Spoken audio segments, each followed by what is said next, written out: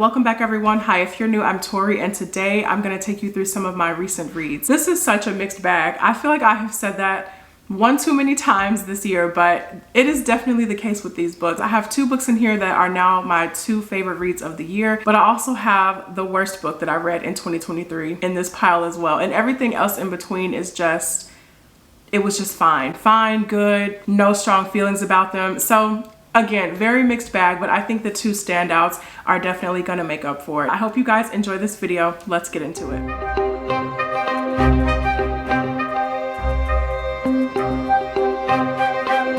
We're just gonna start things off with my least favorite book of 2023, and that is Senlin Ascends by Josiah Bancroft. I finished this book weeks ago, and for the past 3 weeks or so, I have really been trying to figure out what I'm gonna say about this book. I'm just trying to get my thoughts together on this book, but honestly, there's no other way to spin it, flip it, twist it, whatever. I just found this book incredibly boring. That's it. It is so dull, and I can't really wrap my head around why. I think that's why I'm just having trouble putting it into words, because the premise is so interesting. It is so fascinating, but the execution of it, the way that it's told, is just so uninteresting. It is so dry. It's almost like the prose is holding me back from all of these exciting things that are happening in the story. Stay with me on this, but just picture there's a dragon in front of you, right? Just flying around. Oh my God, it's massive. It's breathing fire, just all of this. It's the wildest thing you've ever seen in your life. But now picture there's somebody standing right next to you, narrating what is happening with this dragon in the most uninteresting, put you to sleep kind of way. That is the experience of reading Senlin Ascends, and that is the best way I can describe this book. In this world, we have the Tower of Babel, which is this massive wonder. It's this huge attraction. People are coming from all over to experience it. And inside the Tower of Babel, you have all of these different floors. And the incredible thing is each floor is its own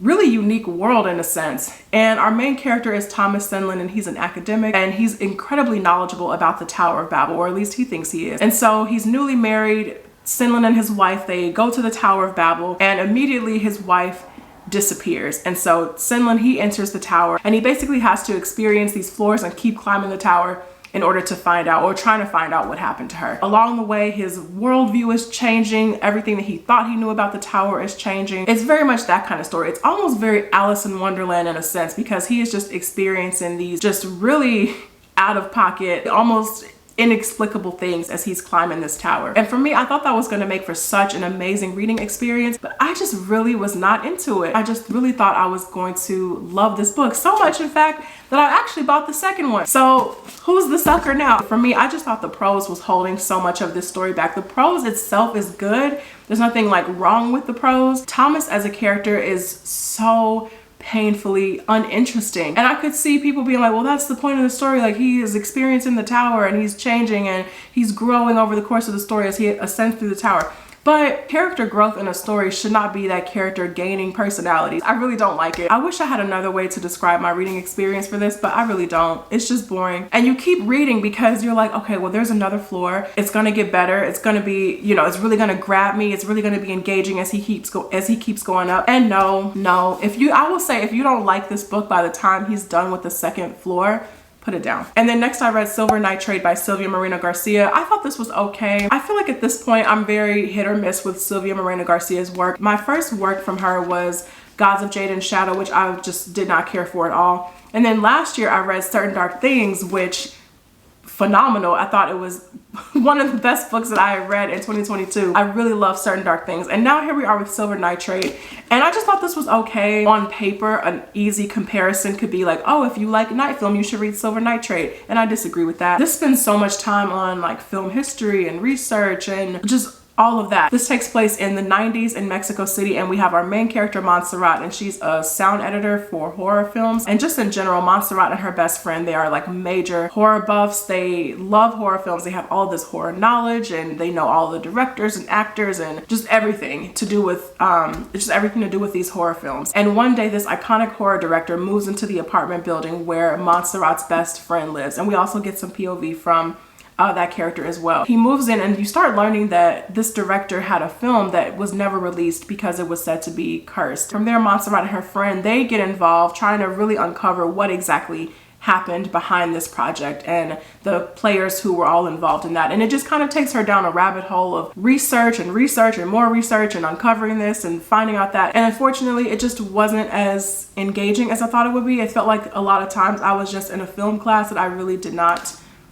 want to be in. And by the time you get to the second half of the book, actually past the second half of the book, that's when things really start to have this domino effect and everything just gets really creepy and wild. And I feel like by the time we actually got to that point in the story, it was almost a little bit too late. My interest was gone. So that was my experience with Silver Nitrate. I thought this was okay. I am definitely going to be reading more from Sylvia Moreno Garcia. I still want to read Mexican Gothic, but this one I didn't enjoy it as much as I was expecting to. Let's shake things up a little bit and talk about one of my favorite reads of the year. That is The Helm of Midnight by Marina Lostetter. This was so good. This was so good, in fact, that I ended up ordering the second book, The Cage of Dark Hours. This is just such an incredibly dark and layered story. I ate it up. There is so much going on in this world. The kind of foundation of this entire world is that we have these people called enchanters, and they can imbue these masks with the echoes of these different people who have passed on. And it's fascinating because these echoes, they can be echoes of healers. They can be echoes of people who were,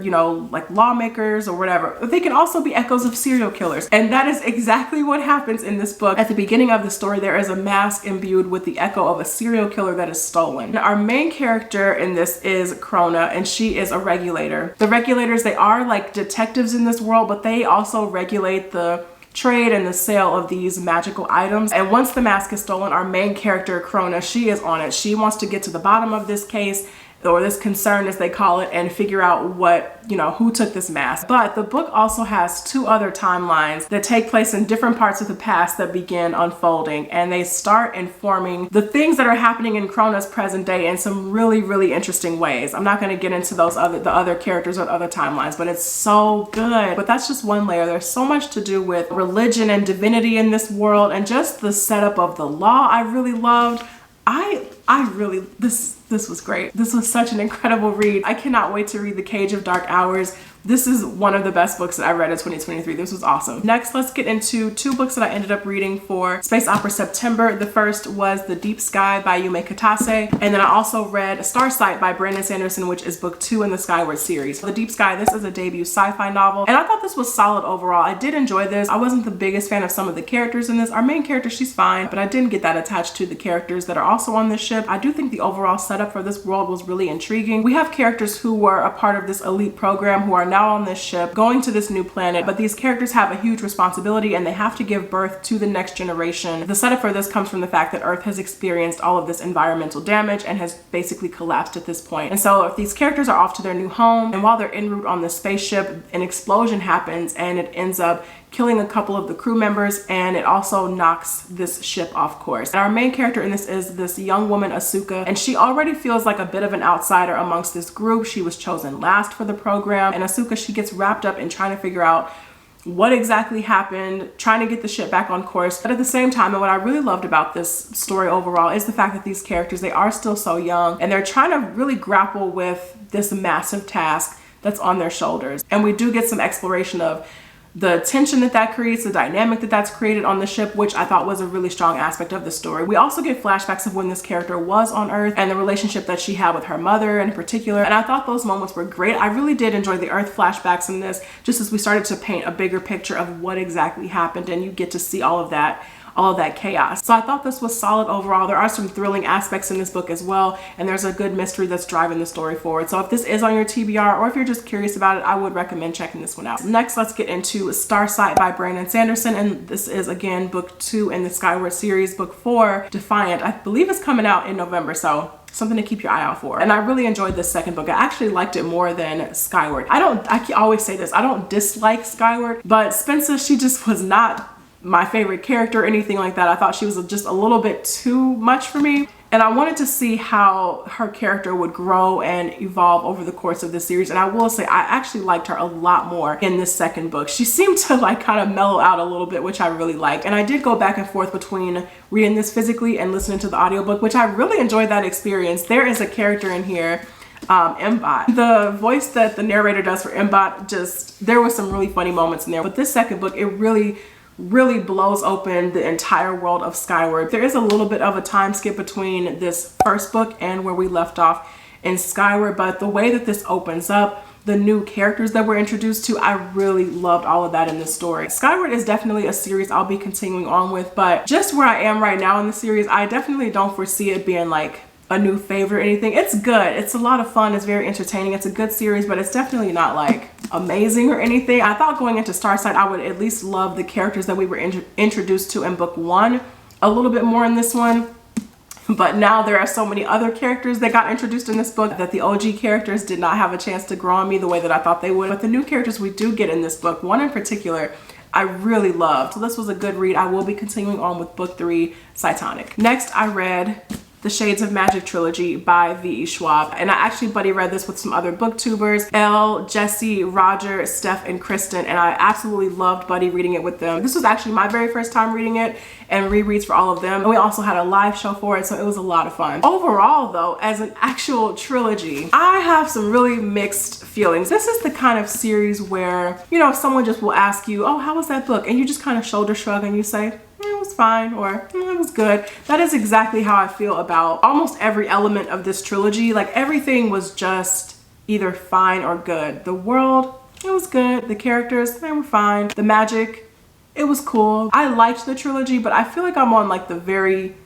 lukewarm side of I liked it. I don't give star ratings on my channel, but I would give this series like a solid 3 or 3.5 out of 5 stars. This series for me, I think, is just missing something. I can't really put my finger on it. It's just missing, I don't know if it's depth, I don't know what it is, but it's something's not there for me. Of all the characters in this trilogy, I really enjoyed Lila. And just coming into this series for the first time, I did know that there were some very differing opinions about Lila as a character, which I understand having now experienced her. She is a lot, but to me, Lila is she's the most defined character of everybody in the story. She just tends to pop a little bit more for me in a way that the other characters don't really do. Like Kel, I really don't like Kel.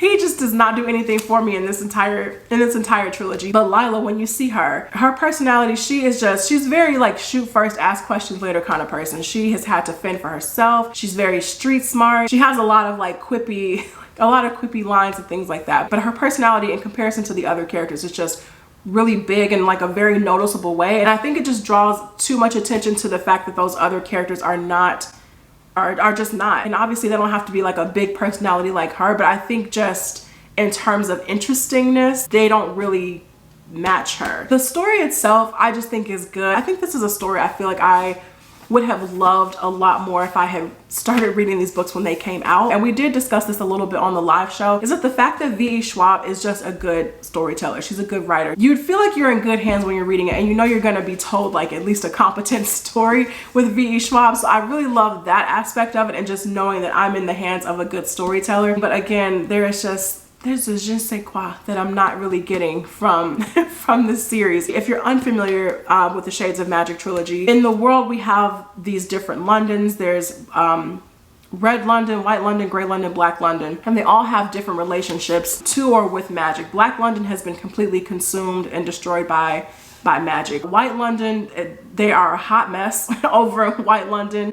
It's just dark, it's cruel. And then Red London is the London that embraces the magic. Magic flows very freely there. And Gray London is more like us. It's just boring, no magic really to be found. And our main character, Kel, he has the ability to step between these different Londons. So I love the concept of it. I thought that was really fascinating. A Gathering of Shadows, I don't know why. First of all, I don't know why this book is as long as it is, but I don't know why this could not have just been a duology. A Gathering of Shadows is the most meandering, second book syndrome. I don't know. I was not the biggest fan of A Gathering of Shadows. I enjoyed some moments in it, but as far as just moving the story forward for the rest of the trilogy, it was all right. I would say A Conjuring of Light was by far my favorite of the trilogy, but overall, solid trilogy. This is an adult fantasy, but as we discussed in the live show, this would act as a really great bridge between young adult and adult fantasy. So if that's something that sounds interesting to you and you still haven't checked it out yet, you know, maybe go pick up this trilogy for yourself. There is the new series, which is the continuation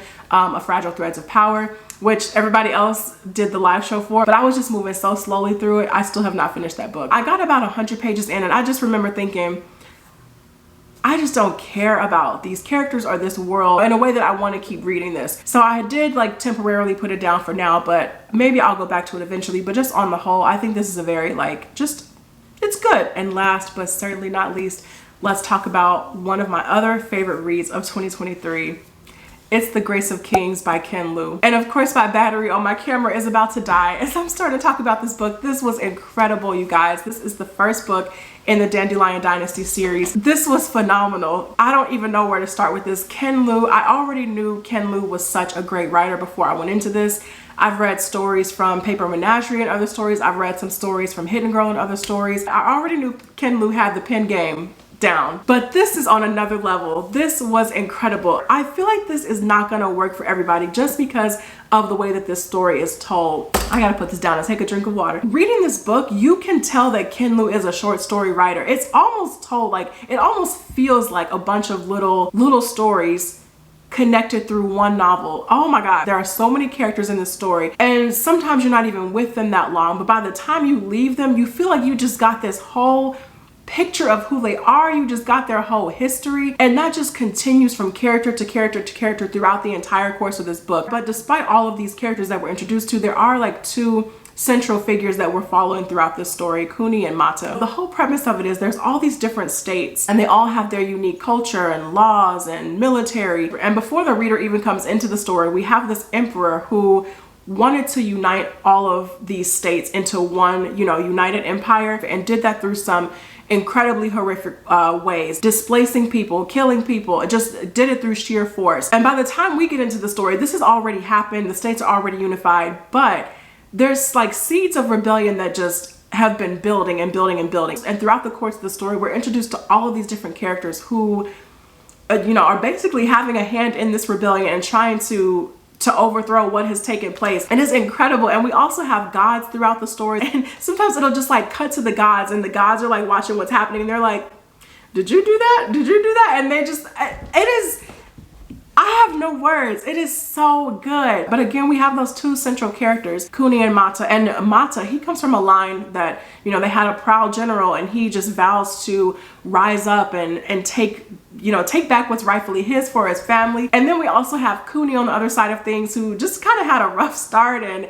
just really trying to figure out his place. And we just see these characters come together in some really unforgettable, really fascinating ways. I don't know what else to say about The Grace of Kings. This was so good, you guys. I love the way that this story is told. It's high epic fantasy, but when you're reading it, it just feels like the most detailed and rich history. It's incredible, and it's such a fascinating like balance between this really deep and rich and slow history that we get throughout the story and the actual plot moments that are happening. There are characters that are introduced. There are like schemes and plot lines that are introduced that will quite literally take place within the span of a page. I don't know any other author who has been able to pull off something like that, but just already being familiar with Ken Liu's short stories, I already knew his writing was tight. It's very concise, and you definitely see that short story skill play out over the course of this book. It's phenomenal. So that is it for me, you guys. Thank you all so much for watching this video. I really appreciate it. Let me know down in the comments if you have read any of these books here, or just let me know what you're currently reading right now, or if you just read anything great in the last month or so. I want to hear about it. And I will see you guys in the next video. Take care.